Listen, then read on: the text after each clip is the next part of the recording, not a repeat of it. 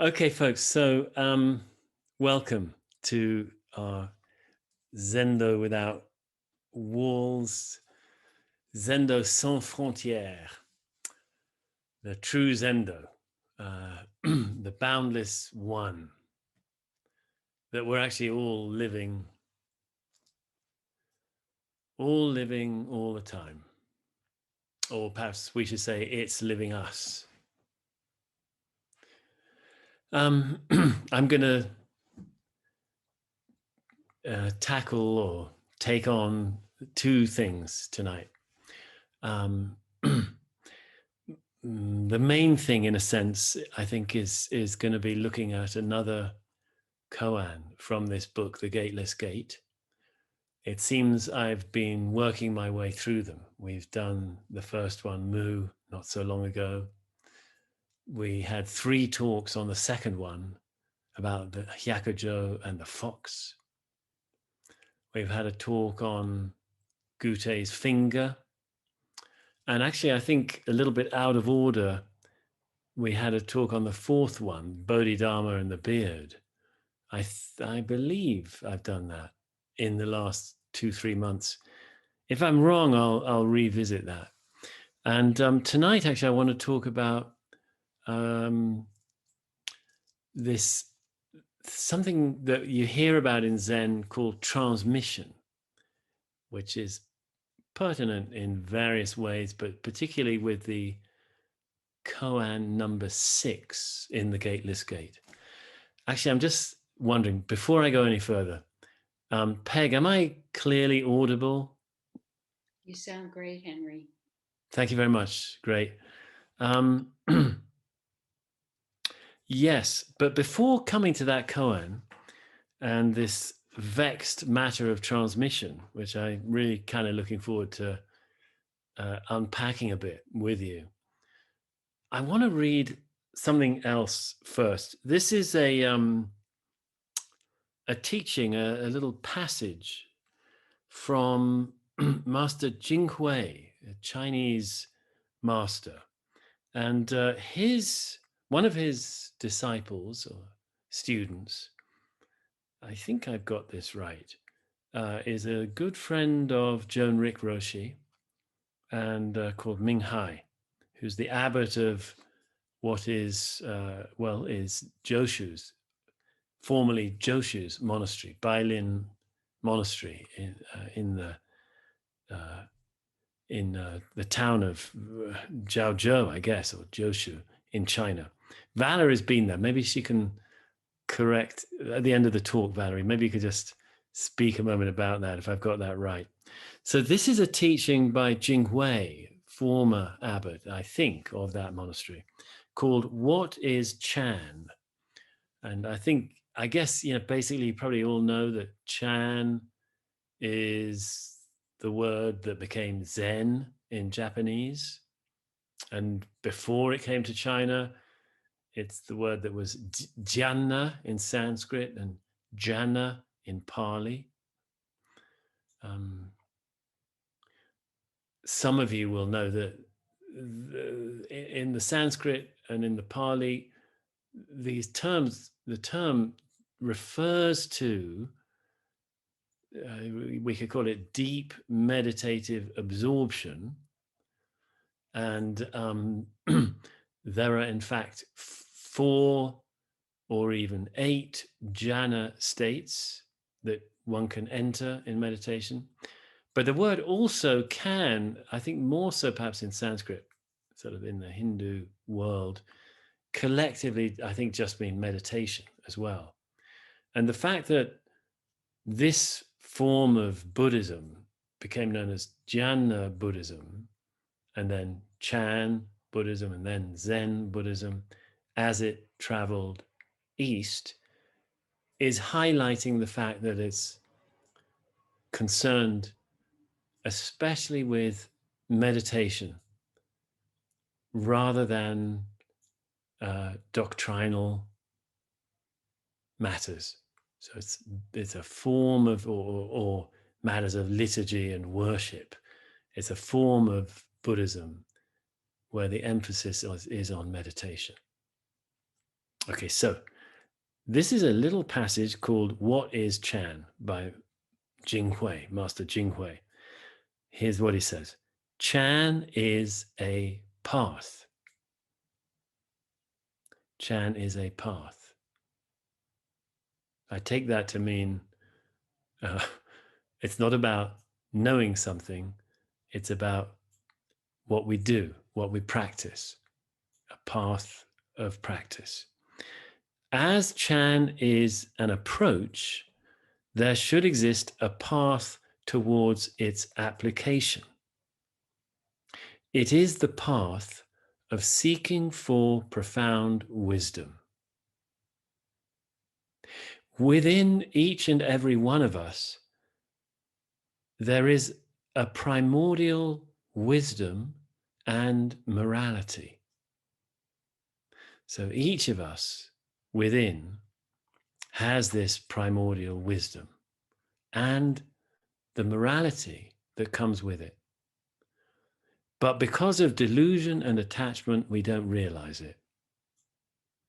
Because it's fully here, but our misleading habit patterns of thought and feeling prevent us knowing it. The Chan school teaches us that there is an approach right at our very fingertips, right in the palm of our hands, and that we can, quote, make up our minds at this very moment and penetrate directly. I take that to mean right here and now, we have the means already here to realize this very same primordial wisdom because it's already here, and the accompanying reorientation of our priorities, such as that we sort of spontaneously wish to live more helpfully and kindly and less harmfully. Those become higher priorities. It's not like well, I'll because I want X, I'll just do a little bit of harm so I'll get X. No, it actually matters. The harm part matters more to us. He goes on, it is very simple. It's already here, it must be simple, but by no means easy. It is called, quote, confronted by a high wall with no gate to enter. So to enter this, to find this primordial wisdom is like being facing a high wall that has no gate. Okay. One needs to have a bit of courage and step forward resolutely, step forward regardless. I almost think it's a little bit like platform 9 3/4 in Harry Potter. If you go at it with sufficient force, you enter. You go. Have you seen the movies? Have you read the books? You know, if you've got to find your way to platform 9 3/4 in King's Cross Station or Euston Station or St Pancras or whatever it was, one of those big London stations. You have to face a brick wall with no gate, but you go at it with your luggage and you'll go through and you'll find yourself on platform 9 3/4. This is a bit like that. Chan is also a way to break apart the shackles of convention. So doing this practice breaks apart the imprisonments that come from our conventional way of seeing things. Let's see. We're living in a relative world. Relative externals like fetters and handcuffs tie us up firmly and prevent us from acting or speaking freely. So the way we see things as external to us and the conventions associated with that create those ways of seeing, they really hold us back. Chan is a path to freedom from them. If we break them apart, all we got to do is sort of see through this, the way we see the world, the construction we make. Actually, all we've got to do is see through it. If we break them apart, we become emancipated at that very moment. He goes on, we are actually perfect enlightened beings by nature. meaning it's already in our nature to be, we already are perfect, enlightened, living a perfect and enlightened life. The reason we are so full of faults and defects, I can attest to that, is that we can barely gain the slightest awareness of our own self-nature, can barely fathom the deepest recesses of our being. It's only because we can't, because we don't know our real nature, that we get tangled up in socially consensual errors and plenty of self-generated errors of seeing. Instead, we're constantly driven outwards to seek the Dharma, or driven outwards by our enormous and utterly insatiable desires. In other words, because of our not seeing our primordial nature, we're constantly driven either to find this wisdom by looking out, searching outwardly for it, or we may not even be on the path of wisdom. We're just driven to try to satisfy our cravings. That's the best we can do to try to alleviate suffering, we think. That is why we cannot be perfect, free, and emancipated. On he goes, we should not look outwards for emancipation from these shackles, from this conditioning. That is, we should not seek for nirvana. What is that? Enlightenment, infinite peace, we'll come back to it, as being other or apart from samsara, this very life-death, as it's translated here. We should not seek for enlightenment as a part or distinct from kleshas, parenthesis, all mental functions and morally defiling worldly passions and afflictions that prevent a person from becoming enlightened. So I'm just going to read that again. We shouldn't seek for enlightenment as a part or distinct from all these very passions and afflictions and mental delusions that stop us from being enlightened. Wait a minute. We shouldn't look for enlightenment anywhere other than in the very things that are preventing our enlightenment. Don't seek enlightenment anywhere else than your very delusions. That's the amazing statement here. Emancipation is a boundless freedom, a thoroughgoing freedom. Where does such freedom exist? The infinite can be realized within the finite. Finite meaning, okay, this actually very nice pen. It's I don't know if I'm allowed to just a promotional moment, but it's we get these packs of 12 or 20 or something in our household. They're not expensive at all. Very, very good pens. They're they've got quite a fine, black, well, the ours are black line, but they flow very freely. Excellent pen, and you can, they click them, so you can put it away, put it in your pocket. You won't get inky. Strongly recommend these. And of course, they're finite in at least a couple of senses come to mind. They do run out. Eventually, the ink runs out. Finite in that sense. But they're also, look, it's, I don't know, what is it? 6 inches long? 6 inches long. Okay. What does he say? He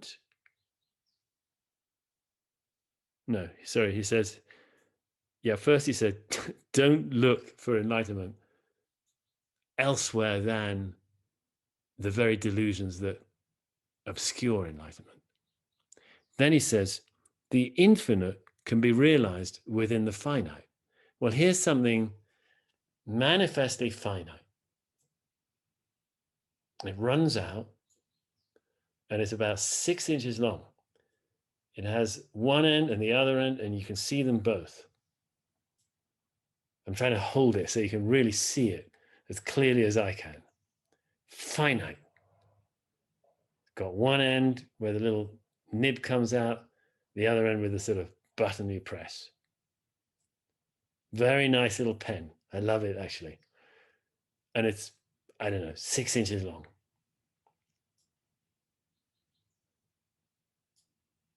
If you want to see the infinite, you can look at this and you can see it. It's not hidden. Is it in the pen? Is it in the seeing? Or is it the one who sees?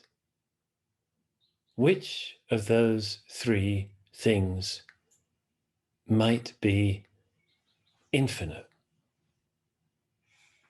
And I'll give you a little hint. It's a trick question.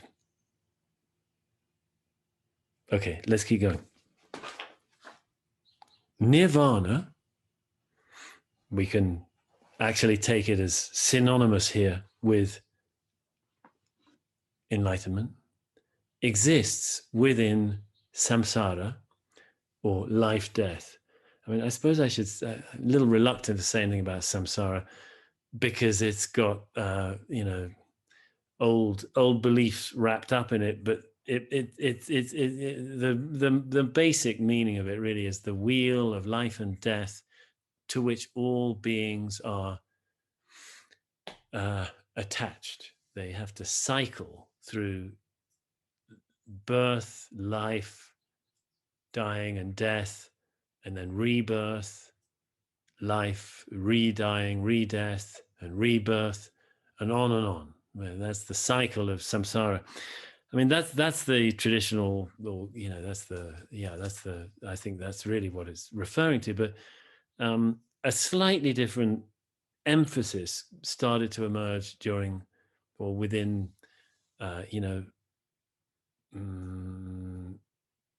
evolutions of Buddhism into Mahayana Buddhism from roughly beginning 1st century BCE, approximately, where samsara sort of came to mean maybe not so much emphasis on the reincarnation part, more on just this world as it is, full of suffering, cravings, aversions, and delusion.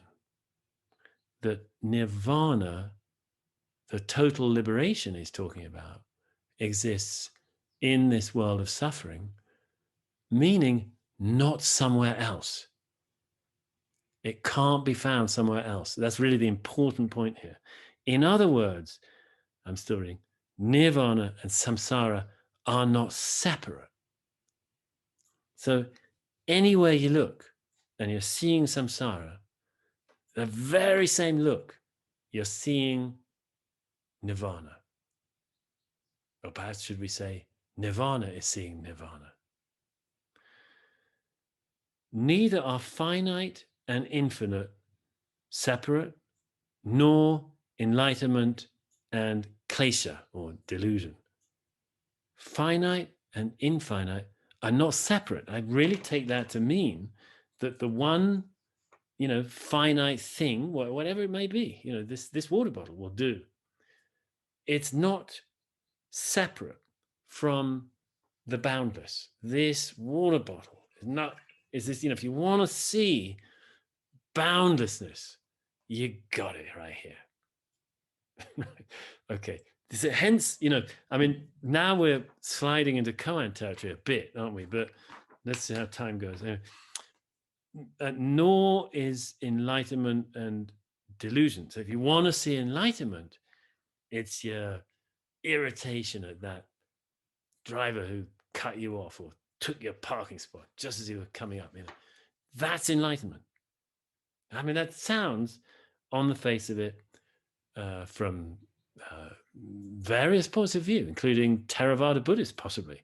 Nonsense. Sounds nonsense. The whole training is to become, is to have these kleshas die down and drop away, and one by one the attachments drop away, and then the fetters, the lesser attachments drop away, the subtle fetters drop away, and so on.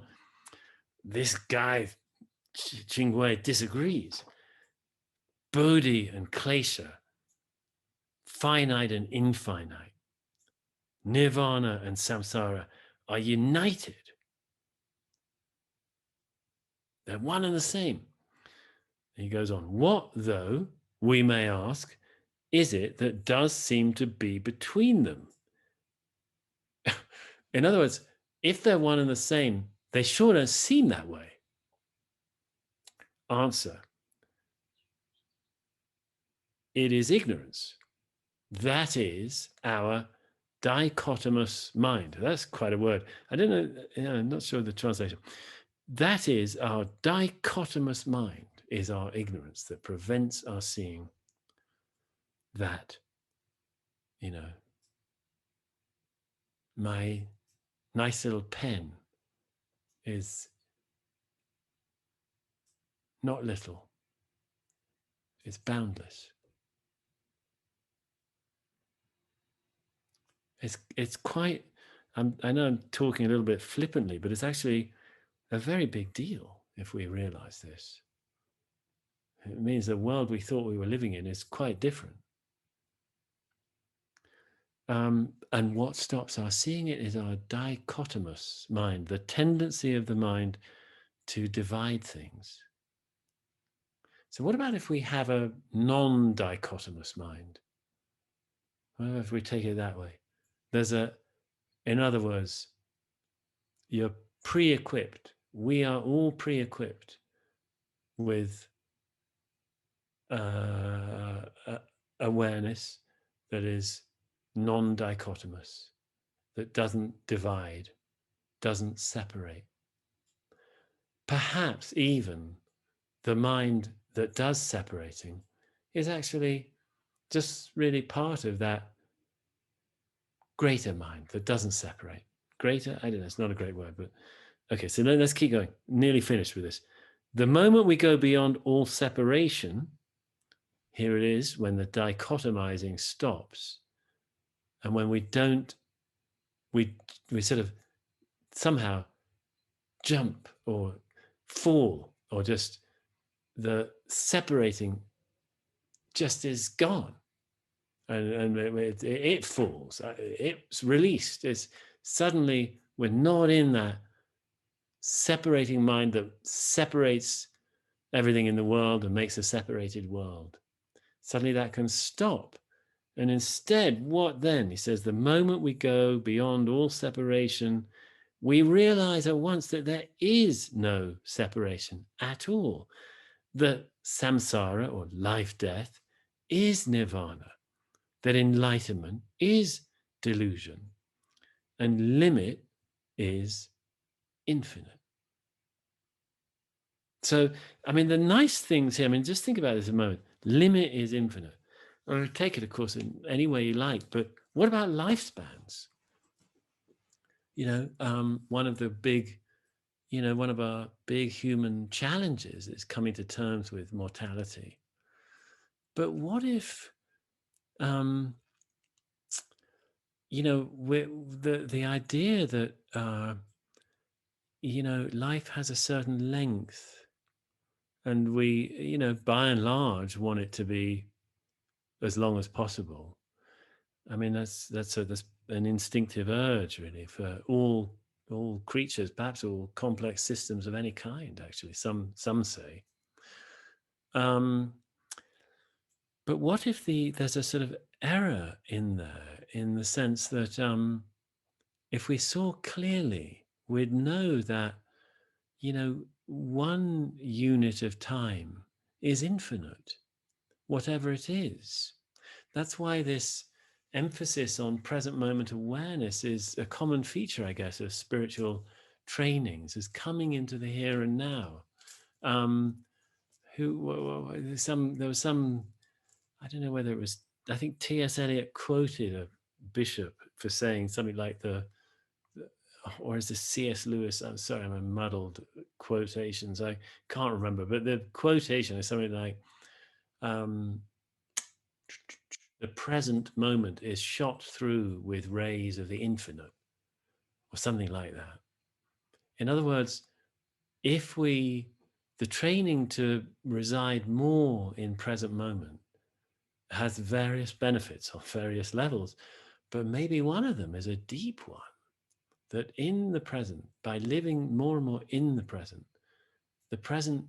has a chance to show itself in its limitlessness.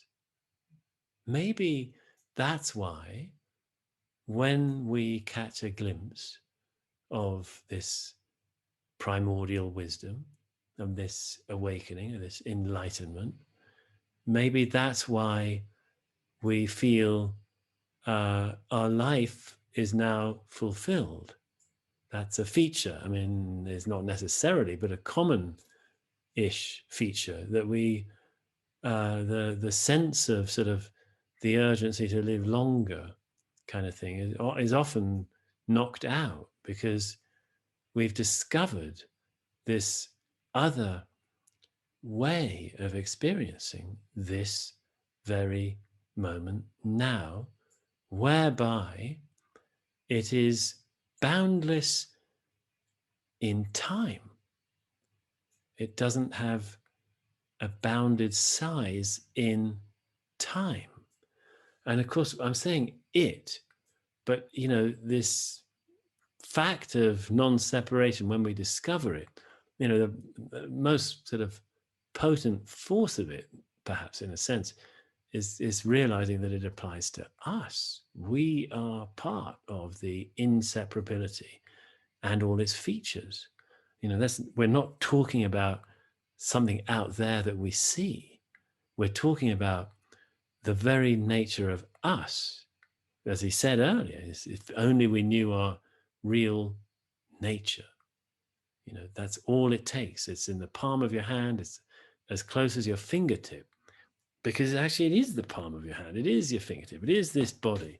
It is this room. It is this daylight or nighttime, wherever you are. It is this very, well, dare I say it, word I'm speaking.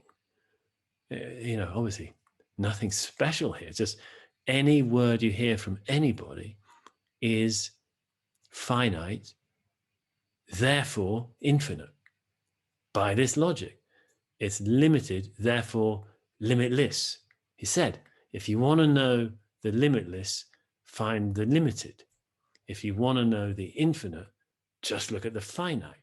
If you want to know enlightenment, just look at non-enlightenment.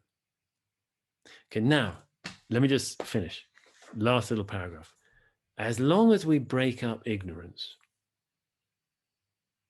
realization comes in an instant. I mean, that's interesting. Granted what he was saying earlier, that, ignorance is it. The attachments and delusions are it. But he also said, what is it that seems to be between enlightenment and delusion? Answer, it's our separating mind. So when he says, as long as we break up ignorance, he means as long as we stop separating. Then realization comes in an instant. We know then directly what, quote, no separation is. This is the down-to-earth fact that the Chan approach seeks to communicate. I mean, it's very nice, really. It's a beautiful statement of Zen. Down to earth, because it's always right here. We're not talking about rarefied states of mind. We're not talking about altered states of mind. We're not talking about outlandish, strange accomplishments or anything. We're talking about right here, now. Nothing needs to be different except the separating mind. So let's just by the way, I'm not going to get to the koan today. It'll have to be next time. That what is this separating mind? Because honestly, frankly, we don't know that we have a separating mind. It seems like we just see and assess and hear and think and do the best we can. It doesn't really, it's not clear to us what it means to have a separating mind. Unfortunately, it's not really, I don't think, clear until we get a breather, until we get a break from it, until for a moment at least the separating mind is somehow interrupted. When that happens, we know what it means, because suddenly we discover what no separation means. To have this very self that I thought I am be actually all pervasive and not really me at all. It's sort of everything else. Is to have to suddenly you see that, and then I mean, it's so utterly different. So if you think about the phrase dichotomous mind or separating mind, and let me just switch that off for a moment. It might sound like you're just sort of turning the volume down or something, or just sort of adjusting the color ratio or something. You're just making a minor adjustment, but it's not a minor adjustment. It's a very major shift, and it's very surprising. But really, in a way, unfortunately, we don't know what the separating mind is until we've been released from it, at least for a glimpse. Because otherwise it just seems like normal. It's just the way sort of the world obviously is, with lots of people and beings of various kinds moving across the face of the earth, or flying or swimming, doing what they do, and as separate entities. It's only when we've suddenly somehow had a glimpse that there's another order. There's another order of reality that we are privy to. We just don't normally, most of us, see it most of the time. But we are inseparably part of it. And we actually have the consciousness to discover that we're part of it, and to be aware that we've discovered that we're part of it. And how do we do that? Well, that's it. Break up dichotomous mind. How do you do that? Chan is a path. Chan is an approach. There exists a path towards its application. It's the path of seeking for profound wisdom. Within each and every one of us, there is a primordial wisdom and morality. Maybe say a wisdom and a caring, maybe. I'm interested in this. I'm about to stop, actually, but I'm just going to say this phrase, within us. The reason I'm interested in it right now is that yesterday, as I was making my my little nighttime tea, I happened to get a tea bag that said on it, as they do on the little tag thing, it said, "The universe is within you." And I agreed, actually. I thought, this is right. But, but I want to make a point here that there may be at least a couple of ways of coming at this. You might think it means, well, somewhere in me, there's something vast and boundless, and I've got to kind of peel away the layers and get down to it and find it. And sometimes practice gets framed in a form somewhat like that, and it may seem sometimes like that. But another way of looking at it is like this: the universe is within you. That would mean all that you can possibly know is within you. Now, why might that necessarily be the case. All conceivable experience you could ever have must happen within you. Of course, right? It happens within consciousness, awareness.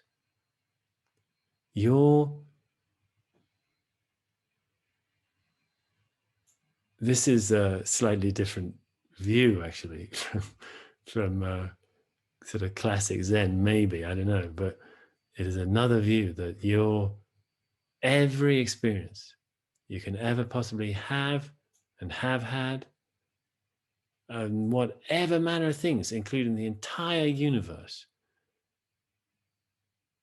for it to be arising at all, it arises in awareness. And whose awareness is that? So what are you? What are you? Are you this body, or are you in fact something much wider within which this body and its experiences cannot but be arising? So of course the universe is within you. You are not just this body, just this mind. You contain, so to speak, this body, this mind. They arise within you. Obviously not you as you have commonly constructed, sensed you to be, which is basically the dichotomous you, the hippopotamus you, the big fat dichotomous you, the dichotomous hippopotamus you. Not that you. Not that you. That's actually only a little part of you. The real you, is it real? I don't know. Let's explore. It's much different, much, much bigger. It doesn't, to say it sort of holds everything suggests it's somehow finite, but it's not. It's just, it's infinite, boundless, free, always right here. You can't fall out of it, no matter how hard you try. You can't lose it, no matter how hard you try. It's in the palm of your hand, and it is the palm of your hand. It's right here, right now, and always will be. Primordial, infinite. Wisdom, I guess, and moral. It cares, it loves, it gives. And what is it? What is it made of? Nobody knows. But you could say it's made of anything, of everything. It doesn't matter, actually. It's not it's not concerned with that. It doesn't need to be made of anything, and it can make everything, but it doesn't need to be made of anything. So yeah, it's empty, but very full.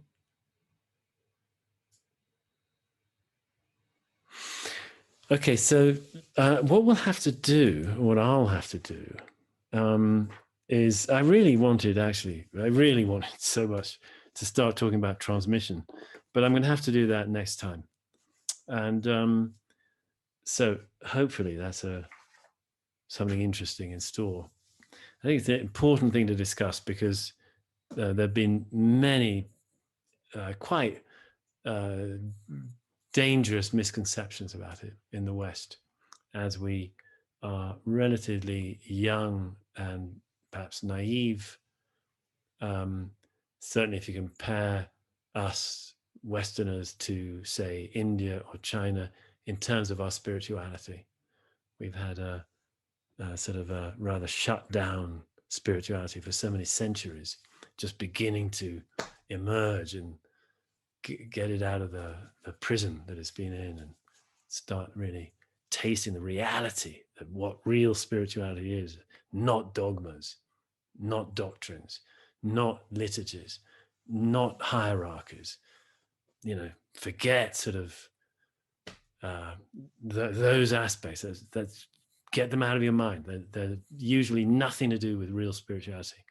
I mean, there are rare exceptions, of course there are, but this free spirituality that we're being able to discover now in the West, alas, we are still a little bit new to it, really, because it's been suppressed for 1,500 years or something, but we're getting it again, and but nevertheless, we can, we're relatively young and in it, so to speak, so we can get confused about things such as transmission, for example. So I do think we'll get to that. And I hope that the piece I've shared tonight, which actually was sent around by Joan Rick Roshi, my teacher, recently, I hope it's been, interesting to work through it. You found it interesting and in some way inspiring to your practice. That's the purpose of these talks. And if we mess up, if we fail, that's we've failed, and of course that'll happen. And maybe you can. Well, actually, let's have some responses. Valerie, may I call on you, Valerie, to say something about? Did I get that right about Jing Hui, Ming Hai, etc., and Joshu? Could you comment on that? Oh, hi, Henry. Beautiful, beautiful talk. Yeah, I think when Joshu was there, it was perhaps, the tradition is he was named for the place. Now it's a city, Shijiazhuang, where Bailin Temple is. In 2005, it was a small city of 10 million.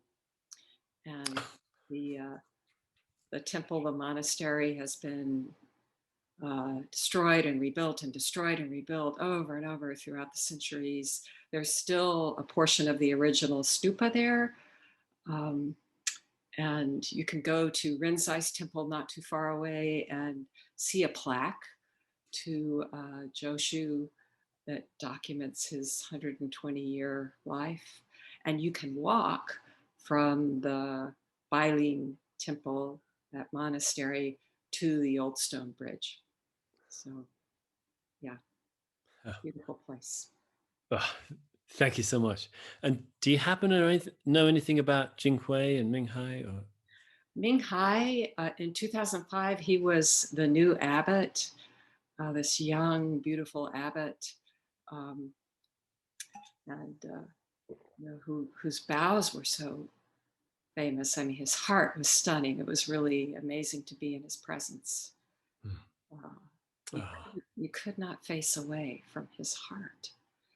And it was said that some people saw him bow. Every morning they had a liturgy. It was remarkable, hour-long chanting in this big hall with 1,000 Kuan Yins, and all these little alcoves, golden all around. And he would be in the center at some point doing these deep prostrations for everyone.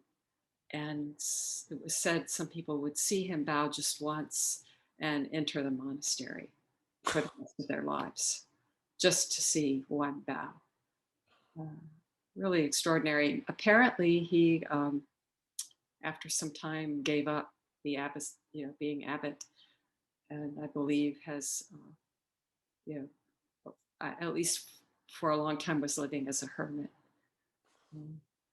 And his predecessor, the old abbot, spoke to us when we were there with an interpreter.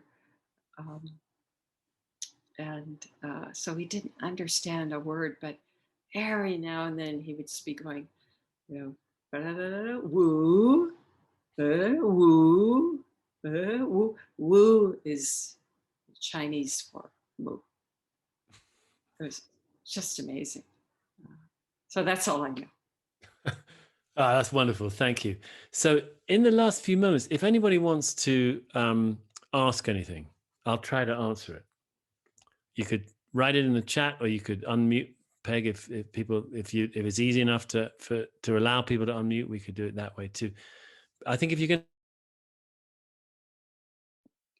That causes you to be muted, Henry. You need to unmute. Thank you. So if you want to speak, raise your hand first, and then unmute so we can see who's speaking next. This would be to ask or comment in any way. Yeah, I can see a waving from the Zendo actually. Yeah, go ahead. I can't see if it's Terence or I can't see who it is. No, it's Deborah. Okay. Hi, Deborah.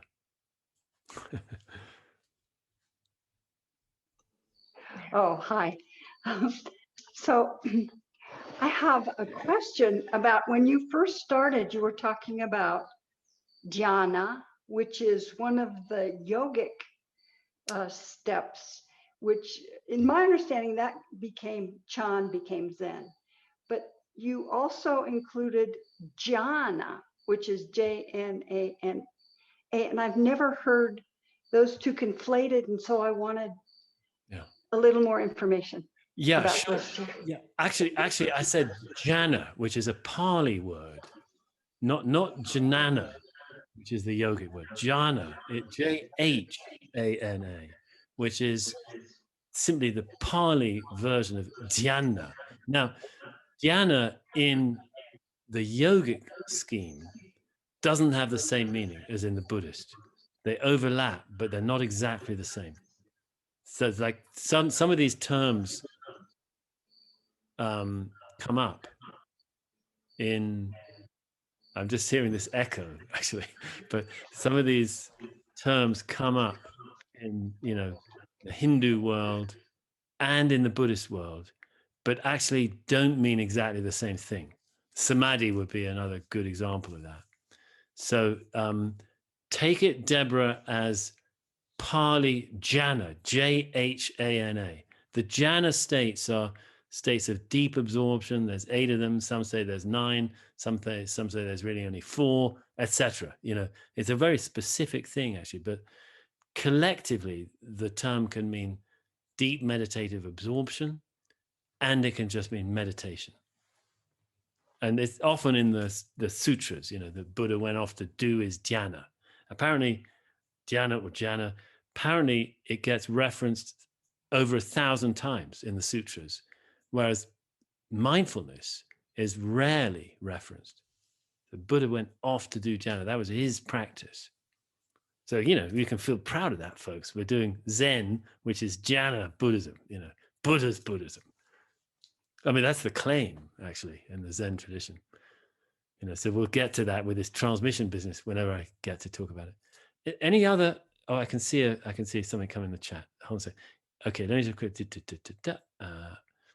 Yeah, I don't know. Yeah. Okay. If the spirituality of Asian cultures was deeper, better than the West, oh man, I'm sorry if I don't know. I think everything's got to be qualified. Why do you think the sexism as bad or worse, economic injustice accepted and war on surveillance?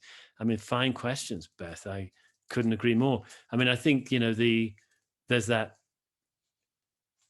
relatively sort of perhaps a little glib, but rather neat statement by Gary Snyder that many of you might know. They said something like the wisdom of the East is insight into the basic self/void. The wisdom of the West has been social reform. We need both. I mean, there's no doubt, that one of the hazards of a sort of, reincarnationist worldview is that somehow you've got the life you deserve. So if your life is as an untouchable, a Dalit or something, that's what you deserve. And the best thing that could be done for you morally, spiritually speaking, is to be allowed to go through the misery of that life so that you're paying off whatever karma needs to be paid off and can be reborn in a sort of, a less oppressed life next time round. Well, that's a doctrine that would seem to directly oppose any kind of social reform, right? Well, let's acknowledge that at least Buddha didn't buy into that. There's a sutra somewhere where somebody says, but these castes are sort of God-given, and he disagrees. He says, no, they're not. There are countries where they don't have these castes, or where they only have 2, not 4 or 5. And Buddhism has been, from that point of view, has been, with the what's he called, Ambedkar in the earlier 20th century, the social reformer activist who was a Buddhist and who sort of converted a lot of untouchables so that they had some kind of, I'm sorry, I'm not as, I'm not a scholar at all, so I don't know this stuff terribly well, this sort of snippets I've read, but Ambedkar is an important figure. You can Google him, precisely because he was a Buddhist in India who did not accept the caste system.